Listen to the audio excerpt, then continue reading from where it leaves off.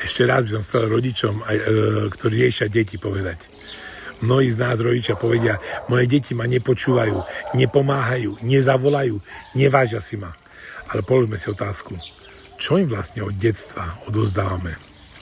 A lásku bez podmienok, alebo výmeny typu poslúchaj a dostaneš? Mnohí rodičia žijú v očakávaniach, keď im dám peniaze, budú ma milovať. Keď im nechám dom, budú si ma vážiť. Keď im obetujem život, raz mi to vrátia. A deti necítia očakávania. Cítia tlak, cítia manipuláciu, cítia podmienku a práve to ich vzdialuje. Možno je čas prestať očakávať a začať líčiť rodové bolesti, prepúšťať sklamania a milovať nie preto, že máme nárok, ale preto, že vieme byť prítomní. Tam začína rešpekt. Tam sa rodí skutočná blízkosť, nie v testamente, nie v príkazoch, ale v srdci.